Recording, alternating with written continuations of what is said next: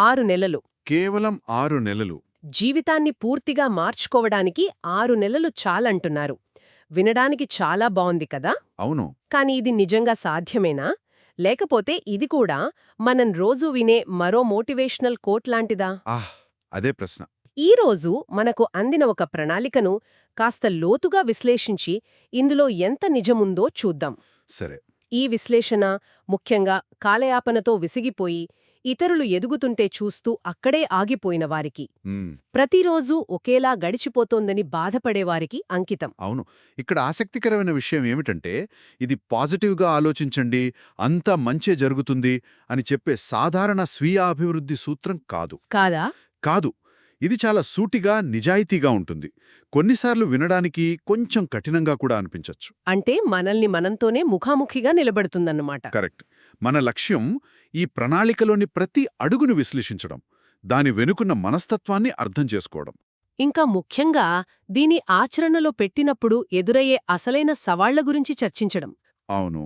అయితే ఈ ప్రయాణంలో మొదటి అడుగే చాలా కఠినంగా అనిపిస్తోంది. ఏంటది? మీ జీవితాన్ని నాశనం చేస్తున్న అసలైన విషయాల గురించి మీతో మీరు నిజాయితీగా ఉండండి అంటోంది ఈ సమాచారం. ఇది అత్యంత కష్టమైన కానీ అత్యంత ముఖ్యమైన దశ. ఎందుకని? ఎందుకంటే మనం మన సమస్యలను అంగీకరించకుండా వాటికి పరిష్కారాలు కనుక్కోలేం. అంతా బాగానే ఉంది అనే ముసుగు తీసేయాలి. నిజమే. మనల్ని మనం మోసం చేసుకోవడం ఆపేయాలి. అవును. నా సమయాన్ని వృధా చేస్తున్న అలవాట్లు ఏమిటి? నేను ఎవరికి భయపడి నా లక్ష్యాలను వాయిదా వేస్తున్నాను? నా సౌకర్యం కోసం నేను ఏ అవకాశాలను వదులుకుంటున్నాను? ఇలాంటి ప్రశ్నలు. కరెక్ట్. ఈ సమాచారం ప్రకారం గతాన్ని నిందించడం, పరిస్థితులను సాకుగా చూపడం ఇవి మానేసిన రోజే అసలైన మార్పు మొదలవుతుంది. ఆ క్షణంలోనే ఇక చాలు, నేను ఇలా బ్రతకను అనే బలమైన నిర్ణయం పుడుతుంది. అవును. అంటే మన జీవితంలో ఉన్న సమస్యలకు పూర్తి బాధ్యత మనమే తీసుకోవాలి. కరెక్ట్. 10వ అధ్యాయంలో కూడా ఇదే విషయముంది. మీరు చేసే ప్రతి ఎంపికకు మీరే బాధ్యత వహించండి. అవును. సమయం లేదు, డబ్బు లేదు, అదృష్టం లేదు. ఇలాంటి మాటలన్నీ మన శక్తిని మనమే ఇతరులకు అప్పగించడం లాంటివని హెచ్చరిస్తోంది. కరెక్ట్. అయితే ఇక్కడొక ముఖ్యమైన ప్రశ్న తలెత్తుతోంది. ఏమిటది? ప్రజలు బాధ్యత తీసుకోవడానికి ఎందుకు భయపడతారు? ఎందుకంటే నిందించడానికి ఇంకెవరూ ఉండరు కదా. సరిగ్గా చెప్పారు. ఒక్కసారి మనం బాధ్యత తీసుకుంటే అపజయం వస్తే అది మనదే, విజయం వస్తే అది మనదే. ఆ ఒంటరితనం చాలామందిని భయపడుతోంది. నిజమే. కాని అసలు విషయమేమిటంటే, ఆ బాధ్యతలోనే అసలైన స్వేచ్ఛ దాగి ఉంది. మన జీవితాన్ని మనమే చెక్కగలమనే నమ్మకం, ఆ శక్తి అక్కడ్నుంచే వస్తోంది. అయితే ఇక్కడొక సందేహం వస్తోంది. అడగండి. ప్రతిదానికి మనమే బాధ్యత వహించడం అనేది కొన్నిసార్లు మనల్ని మనమే ఎక్కువగా నిందించుకునేలా చెయ్యదా?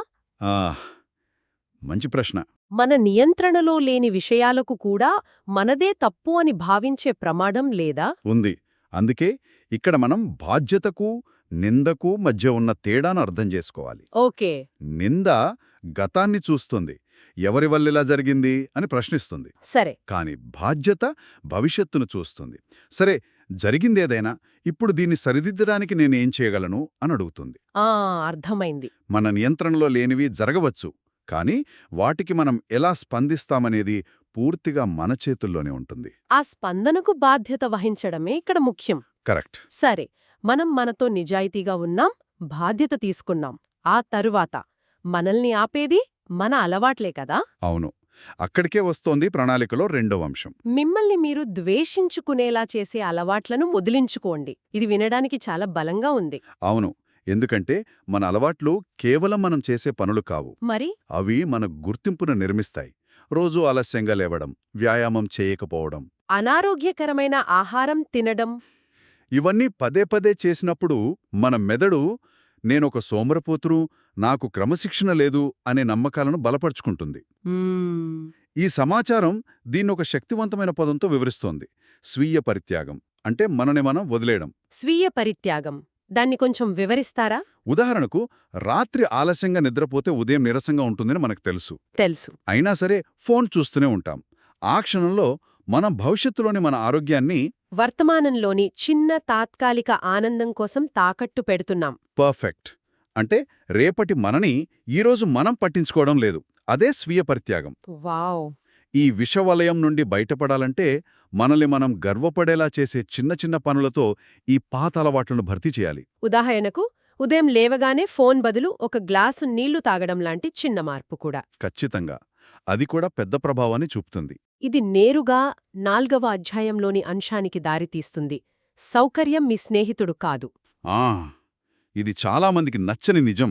పురోగతి, సౌకర్యం ఒకేసారి సాధ్యం కాదని. దీర్ఘకాలిక బలం కోసం స్వల్పకాలిక అసౌకర్యాన్ని ధైర్యంగా ఎంచుకోవాలని ఈ సమాచారం నొక్కి చెబుతోంది. ఇది పూర్తిగా నిజం. చాలామంది సౌకర్యాన్ని ఆనందంతో పోల్చుకుంటారు. కాని అది పెద్ద పొరపాటు. ఎలా? మనస్తత్వశాస్త్ర ప్రకారం సౌకర్యమనేది కేవలం ఒక తటస్థ స్థితి, న్యూట్రల్ స్టేట్ అమ్మాట. అంటే ఏమీ జరగని స్థితి. అవును. నిజమైన సంతృప్తి, ఆనందమనేవి సవాళ్లను అధిగమించినప్పుడు, కష్టపడి ఏదైనా సాధించినప్పుడు మాత్రమే వస్తాయి. అంటే సౌకర్యాన్ని ఎంచుకోవడమంటే ఆనందాన్ని పూర్తిగా తిరస్కరించడం లాంటిదా? ఒక విధంగా చెప్పాలంటే అంతే. వావ్! అది చాలా శక్తివంతమైన ఆలోచన.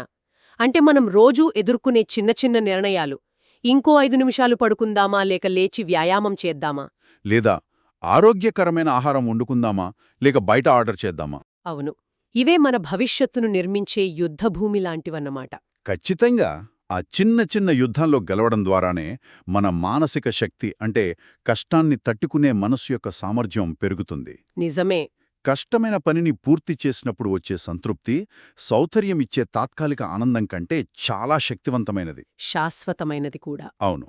సరే, ఇవన్నీ బాగున్నాయి. కానీ ఆచరణలో ఈ మార్పునెలా తీసుకురావాలి? దీనికి ఈ ప్రణాళిక ఏమైనా సాధనాలను అందిస్తోందా? అందిస్తోంది. 3వ అధ్యాయం ప్రకారం మొదటి సాధనం దినచర్య. అవును, మిమ్మల్ని ఎదిగేలా చేసే ఒక దినచర్యను రూపొందించుకోవడం. ఇక్కడ కేవలం బిజీగా ఉంచే దినచర్య కాదు. కాదు, మిమ్మల్ని సవాలు చేసే, మీ పరిధులను పెంచే దినచర్య ముఖ్యం. ముఖ్యంగా ఉదయం నిద్రలేచిన మొదటి గంట. ఆ మొదటి గంటను పూర్తిగా మన నియంత్రణలో ఉంచుకోవడం చాలా కీలకమట. ఎందుకు?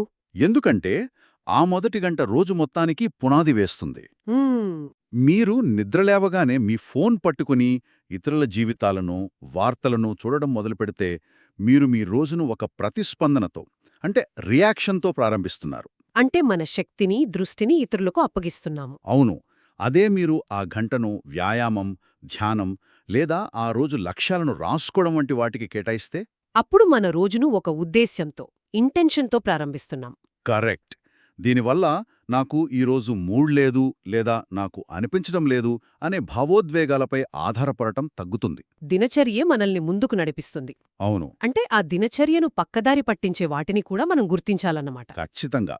బహుశా అందుకేనేమో 5వ అధ్యాయం తక్షణ ఆనందాన్ని వెంబడించడం మానేయండి అని చెబుతోంది. అవును.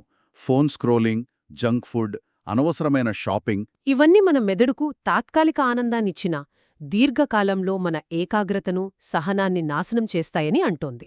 దీనికే మనం ఆలస్యంగా లభించే ప్రతిఫలం లేదా డిలేడ్ గ్రాటిఫికేషన్ అంటాం. అంటే పిల్లలకు చెప్పే ఇప్పుడు ఒక చాక్లెట్ తింటావా లేక గంట ఆగితే 2 ఇస్తాను లాంటి పరీక్షే. కాని మన జీవితానికి వర్తింపజేస్తున్నాం. తక్షణ సుఖాల కోసం మన దీర్ఘకాలిక లక్ష్యాలను పణంగా పెట్టకుండా మన మెదడుకు శిక్షణ ఇవ్వడం. ఇది చాలా అవసరం. ఈ ఆలోచనను 6వ అధ్యాయం మరింత ముందుకు తీసుకెళ్తుంది. అవును. మీరు ఎప్పుడు తప్పించుకునే కష్టమైన పనులను చేయడం ప్రారంభించండి.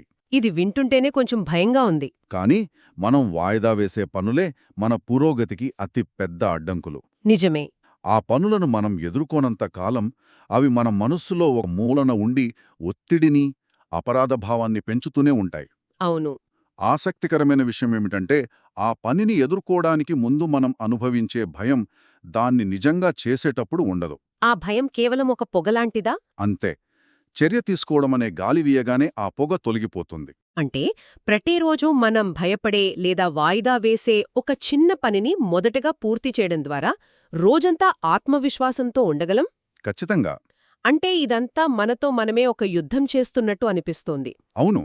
మన అలవాట్లతో, మన సౌకర్యంతో, చివరికి మన ఆలోచనలతో కూడా.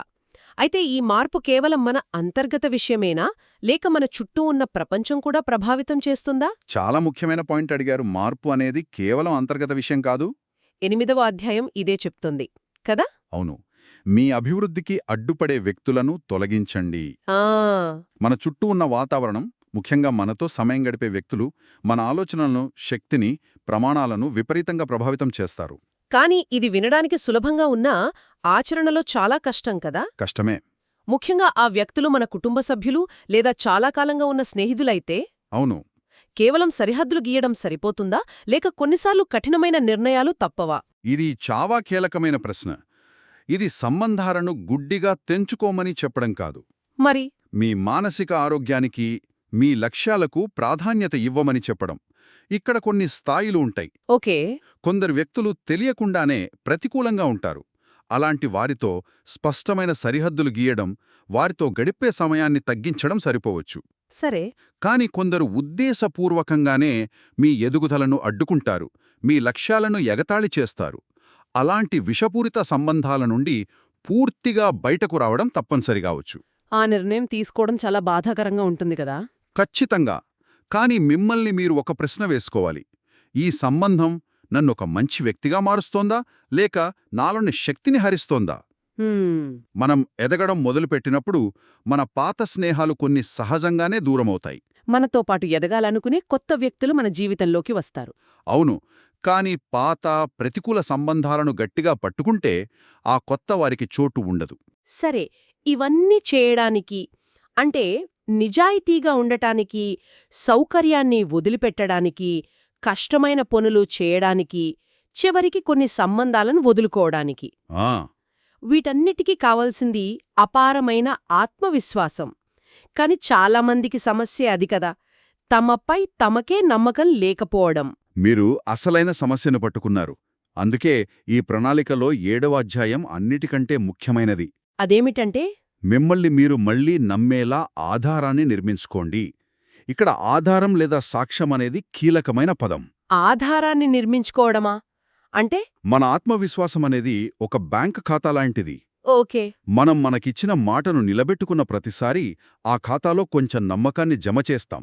మాట తప్పిన ప్రతిసారి కొంత విత్డ్రా చేస్తాం. అవును. రేపు ఉదయం 6 గంటలకు లేస్తానని చెప్పి లేవకపోతే అదొక విత్డ్రాయల్. ఈరోజు వ్యాయామం చేస్తాను అని చెప్పి చెయ్యకపోతే అది మరో విత్డ్రాయల్. ఇలా చాలామంది ఖాతాలు ఖాళీగా లేదా అప్పుల్లో ఉన్నాయి.